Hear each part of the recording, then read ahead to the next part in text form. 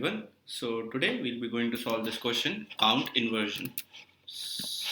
So given an array of integers, find the inversion count in the array. What is inversion count? For an array, inversion count indicates how far or close the array is being from sorted. If array is already sorted, then the inversion count is 0, and if an array is sorted in the reverse order, then the inversion count is the maximum. Formally, two elements ai and aj form an inversion count if a of I greater than a of j and I less than j. So let's take a look at this example. The array size is 5 and this is the array. Output is 3, which is the inversion count of the array. How? Because let's see these numbers 2 1 4 1 and 4 3. So there's an element 1 which is smaller than its previous element 2, and they are in the means they are in the increasing order of the indexes. So 1 comes after the 2, but it is smaller, so this is the 1 inversion count, right? And for 1 comes after the 4, and 1 is less than 4, so it's also an inversion count. So we need to find the sequence of elements, the count of elements who which are means if a first element is a of I and another is a of j, then a of I is greater than a of j and I less than j. So a of I, this 4 is greater than a of j and I less than j, right? Similarly, 4 is greater than 3, but 4 should appear later in the array, but it is in this array it is appearing in the beforehand. So this is the 3 are the total count inversions. Let's take a look at this example 2 3 4 5 6, which is in sorted increasing order. So the inversion count is 0 because there is no element present in this array whose after element is smaller than itself, right? Similarly, for this it's also sorted order, not in strictly increasing, but it's a sorted order, so the inversion count is 0 for this array as well. We need to print the we need to return the inversion count of the given array. So the expected time complexity of this solution is O of n log n, and auxiliary space is big O of n. Right. So first of all, talk about the naive solution. What could be the naive solution? Okay, let me first of all. So let's, for example, this is the array 2, 4, 1, 3, and 5. Right. So for the talking about the naive solution, what we'll be going to do is we'll maintain the two loops, and for each element we'll see all the elements except itself, that if there is any element present that is smaller than the current element, so the outer loop will start from 0 to n minus 1, or probably n minus 1, and for first loop we are going to check for these elements, and if we found any element smaller than this, we'll increment the count. So starting with this one, we iterate through these elements. 1 is smaller than 2, we'll increment the count will be incremented to 1. Then we'll come over here and check for these elements. If there is any element which is smaller than the current element, this one, so there are two elements 1 and 3, then the count will be incremented to 3. Then we'll come over here, so we'll check for these two elements, and similarly we'll do this for each and every element, right? So the time complexity of this solution will be big O of n square, right? So because we are for each and every element we are iterating through all the other elements, so the time complexity is obviously big O of n square, and the space complexity is big O of 1, a constant space. There is no space required for this solution, so the space complexity will be big O of 1. But we can solve this question using another technique. We can probably reduce the time complexity to big O of n log n. So you might have guessed what we'll be going to do in this solution, because we are getting a hint over here from this expected time complexity. What we can do is we can use any sorting algorithm, right? We can either use bubble sort, selection sort, and but bubble sort and selection sort are generally big O of n square, so we won't use the sorting algorithm, but what we'll use is merge sort algorithm. So what merge sort gives us, what merge sort provides us. So basically, I'll give you an overview of what merge sort does.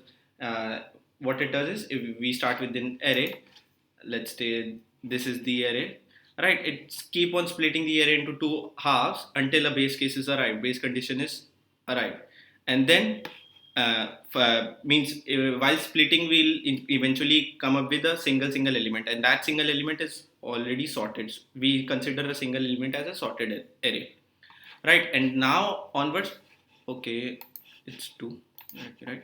And now onwards we'll keep on merging these single elements to form a sorted array. That's the basic of a merge sort algorithm.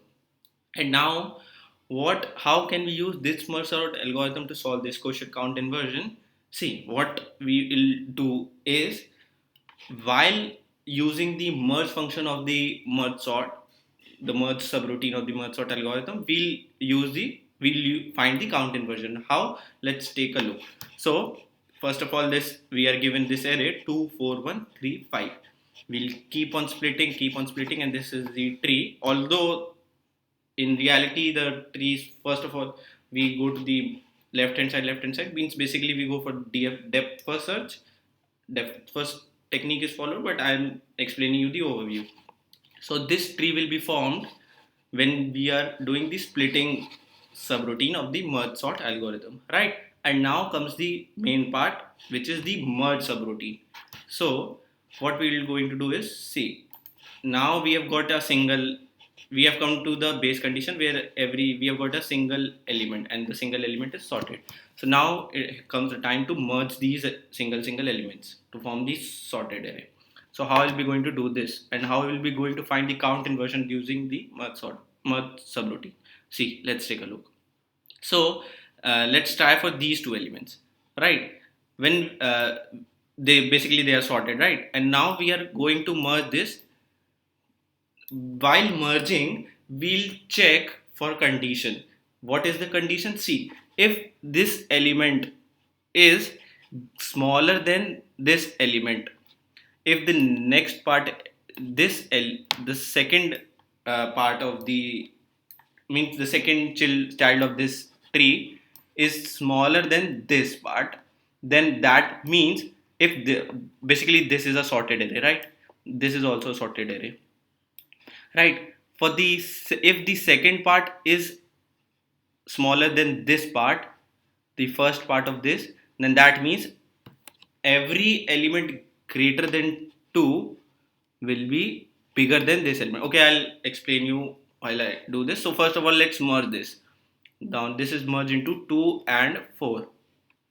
You will get a better understanding from this. So this is merged as 1 and 3 in sorted order, right? And this is merged as 5, nothing to merge over here. Now what we'll do is, we'll try to merge these two arrays, right? So these two arrays are sorted, these are sorted arrays, right? Now let's forget everything else and try to focus over only this sub problem, which is 2, 4, 1, 3. What will be the inversion count for this array? 2, 4, 1, 3.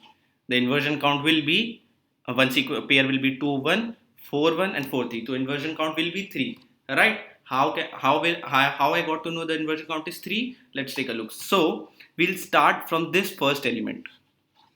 We'll start from this first element and check whether it is greater than or less than this first element. See, this first element is less than this element, so that also means that this element will also be going to be less than this element, because this is a sorted array, and if this is greater than this, then this will also be greater than this, right? That's a simple intuitive approach. If this element is smaller than the first element of the left part, then that means all the elements starting from here onwards will be greater than this. So we can basically increment the count. We can tell that the inversion count for this part will be 2. Why? 2 and 1 is a one inversion, and this 4 and 1 is also one inversion. So the count can be incremented to 2. We can see. Similarly, we'll go for this one. and we'll check for this as 2 and 3. So 3 is greater than 2. Yeah, it's fine because it's in increasing order. And then we'll check for this 4. We'll increment from over here and we'll check. If this 4 is greater than 3, yeah, it's greater than 3. That means all the elements coming starting from 4 onwards will be greater than 3. Then we'll accordingly increment the count by the number of elements present between mid this and this element, right? So this is how inversion count will be incremented to 3 now, because we have got one pair. So the sorted array will now look like 1 2 4 3, and this 5. And now we'll need to merge these two elements. We'll again check if this element is smaller than this element. No, it's not smaller than this element. And then similarly we go for over here, we go for here, we go for here, and we'll come to know that this is already sorted, and we'll simply merge this. Until then we have got our count, means the actual inversion count. Alright, so this is the basic idea to solve this question, that we'll use the merge subroutine of the merge sort algorithm to find the inversion count. So let's try to code this. Yeah. So first of all, what we'll do is int low equal to 0, int high equal to n minus 1. Right, so we'll create a merge sort function, merge sort, and we'll pass long. Okay, I'm sorry, I'm coding in C. Actually, I need to code in Java. Yeah. So int low equal to 0, int high equal to minus 1. The size, okay, I need to typecast it, I guess. Yeah. Now we'll create a function called merge sort, and we'll call this merge sort function. Will we pass the array long, we'll pass low, and we'll pass high. Right, now let's try to implement the merge sort function. So public int merge sort, we need to make it static, public static int merge sort. It will take a long array, the arguments will be long array, int low, int high, and int mid. Right. Okay, no, we don't need mid, because that will be passed through this. Okay, so first of all, we'll initialize count as 0 and check if low less than high, then only we'll we'll run the merge sort, that simple basic merge sort algorithm. So what we'll do is we'll calculate the mid, which will be equal to low plus high minus low by 2. I've used this to avoid the overflow problem. And now what we'll do is we'll call for the left part, and we'll call for the right part, and then we'll merge the both the paths. So simple recursion calls, call for the left part, call for the right part, and simply merge both the paths. So ARR, low, mid, and high. That's the simple basic merge sort algorithm, merge sort function basically, right? And what we need to do is we need to implement the merge subroutine of this. So it will be int, because we will need to return the actual count. So merge and long array, int low, int mid, int high. Now what we need to do is we need to create a temporary array to make, so basically while merging the function, we'll need a temporary array to get the actual. So basically we'll create an array, and we'll check if this element is greater than this, then we'll add the smaller element first in the temporary array, and afterwards we'll copy all these temporary array elements into the actual array and we'll return it, right? So basically I'll create a temporary array, temporary temp equal to new long. Now what will be the size of this temporary array? See, initially let me erase something so that there is no confusion. Okay, 2 and 4, right? So initially low was over here, mid was over here, and high was over here. Wait. We have got two arrays, low, mid, and high. So what will be the so high will be going to be over here, right? So the size of the temporary array should be the element equal present to the elements that are present. Basically the elements that are present, the count of the elements present in these two arrays will be the actual size of this temporary array. So here the 4 elements are present. So how will we going to find this? High minus low plus 1, right? Because high minus low will actually give the difference, so we need to do plus by plus 1, high minus low plus 1, right? This is what we going to the size of our temporary array. So int I equal to low, j equal to mid plus 1, the pointer to the index of the element of the starting element of the second array, count equal to 0, right? Now what we're going to do is we'll keep on merging. Now this is the actual merge iteration we're going to start. I less than equal to mid and j less than equal to high, right? I is low initially and mid is this, so we need to iterate from I equal to low to mid from this array, and j equal to mid plus 1 to high, j equal to mid from 1 to high. So what we're going to do is, if we'll check ARR of I less than equal to ARR of j. If ARR of I less than equal to ARR of j, we'll do nothing, we'll simply add this in our temporary array. So initially we need to take an iterator for temporary as well, k equal to 0, let's say. So what we're going to do is we'll simply add temp k plus plus equal to ARR of I plus plus. We'll increment I and k both. Else if, now comes the main part. What we're going to do, if ARR of I is not less than equal to ARR of j, that means ARR of j must be smaller than this element, right? So what we'll be going to do is okay, what's the problem? Yeah, so what we'll be going to do is, else if temp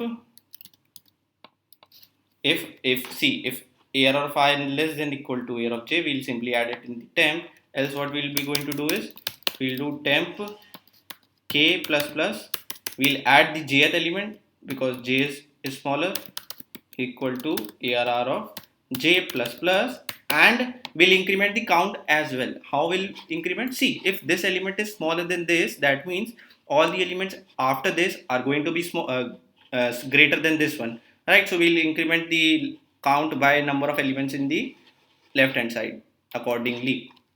Count plus equal to mid minus I plus 1, right?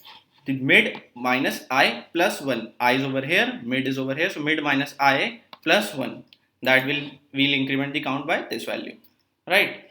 Now this is done, and now what we'll do, if there are any other elements left, we'll simply add it in the temporary array. While I less than equal to mid, we'll do temp k plus plus equal to ARR of temp ARR of I plus plus. We'll simply do this, or while j less than equal to high, we'll do temp k plus plus equal to ARR of j plus plus. That simple merge function of the merge sort. You guys might have know how we do this.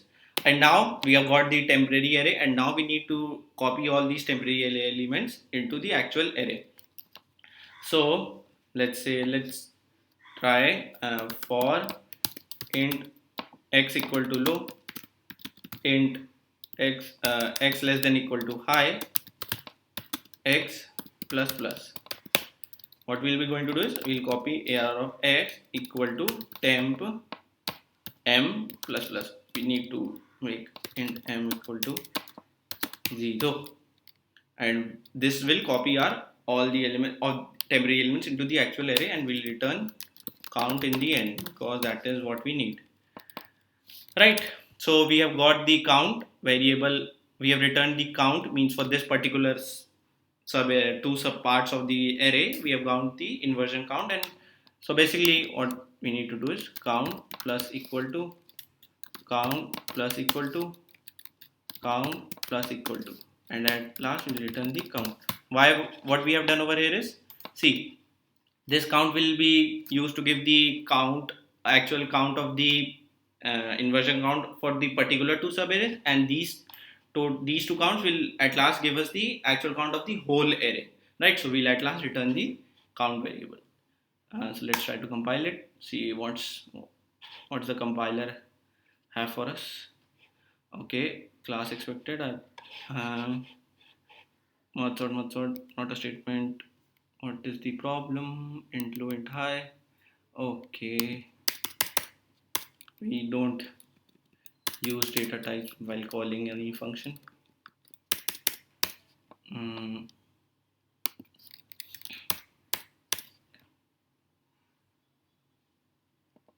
Okay, we'll need to return this as well. Wait a minute, long count equal to, and we'll return count. Let's try to compile it. What's the error? Merge sort. Okay, there are two errors, compilation errors. One is int error expected. Okay, now it's fine. Class expected. What's the problem for this one? So actually we previously we were passing the square brackets, and that is not what Java expects while calling the function. So we're just removing the square brackets solved our compilation error. Also see, the constraints are very high, so means any element is ranging from 5 to the 10 to the power 5. And so what I did is I changed the data type, returning type of this merge function from int to long, and then change the type of this count as well, and then all the problems worked fine. So it was submitted successfully. So let it submit. Yeah, so it submitted fine, no worries. So now what is the time complexity of the solution? So time complexity is basically big O of n log n, but that is what the merge sort algorithm provides us, and the space complexity is big O of n. We are using an extra auxiliary space temp array to make the array sorted while copying the elements here and there, right? So basically the idea is same. We use the merge sort algorithm, and while merging the two subarrays, we check for the first element of the second array and compare it with the first element of the first array, and if it is smaller, then it must be smaller than all the elements present in the first array, and that is how we find the inversion count. Thank you so much.